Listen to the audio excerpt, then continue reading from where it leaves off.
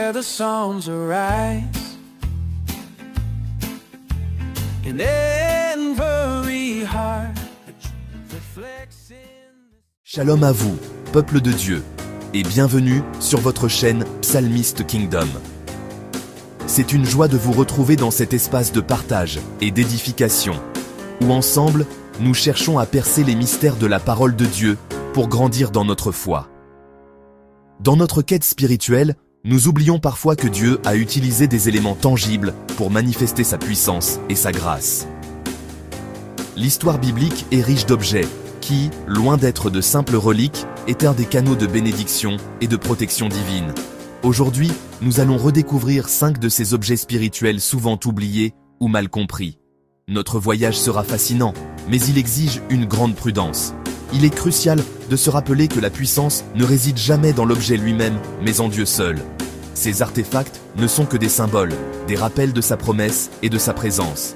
C'est pourquoi nous devons aborder ce sujet avec un discernement spirituel aiguisé, pour ne pas tomber dans la superstition ou l'idolâtrie. Dans les récits sacrés, certains objets, une fois sanctifiés, deviennent des canaux de la puissance divine. Premier objet, le bâton prophétique. Le bâton de Moïse était le prolongement de la volonté de Dieu. Avec lui, il a ouvert la mer Rouge et fait jaillir l'eau du rocher. Ce n'était pas de la magie, mais la manifestation de l'autorité divine confiée à un leader obéissant, un symbole de foi créant une percée spirituelle. Deuxièmement, la calebasse sacrée. Cet humble récipient gardait l'eau bénite et l'huile d'onction. Dans le foyer, elle devenait un rempart spirituel, utilisée pour protéger la famille et préserver la paix. Elle symbolise la pureté et la protection divine contenue dans la simplicité du quotidien. Troisième objet, le manteau consacré d'Élisée.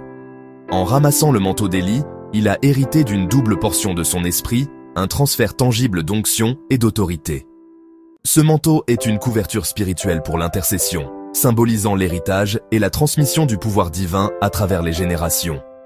Quatrièmement, les pierres de l'alliance de Josué. Après la traversée du Jourdain, 12 pierres furent érigées en mémorial. C'était un témoignage de l'intervention miraculeuse de Dieu pour enseigner sa fidélité aux générations futures.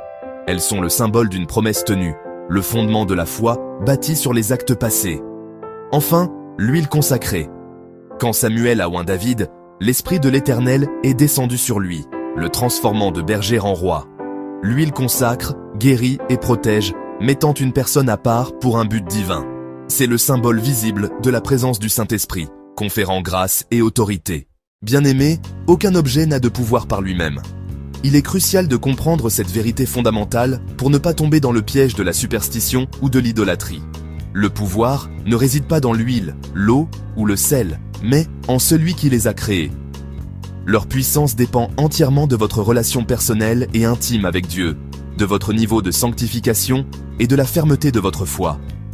La sanctification, c'est cette mise à part pour Dieu, ce désir de lui plaire en toutes choses.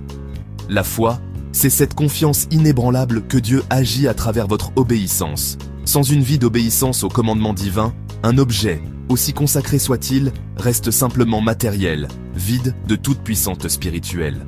C'est votre cœur qui doit être aligné sur la volonté du Père. C'est pourquoi il est impératif de les utiliser dans l'ordre divin et avec un grand discernement. Cela signifie prier pour savoir quand et comment les utiliser, ne jamais les substituer à la prière ou à la lecture de la parole, mais les voir comme des outils que Dieu met à votre disposition pour amplifier votre foi.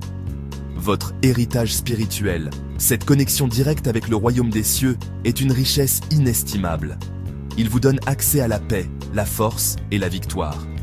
Ici, à Psalmist Kingdom, notre mission est de vous équiper pour que vous puissiez préserver et faire fructifier cet héritage. Nous vous encourageons à partager cette vidéo avec quelqu'un qui en a besoin, à vous abonner pour ne manquer aucune de nos révélations.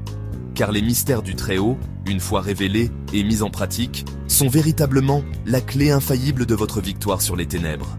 Demeurez bénis et marchez dans la lumière.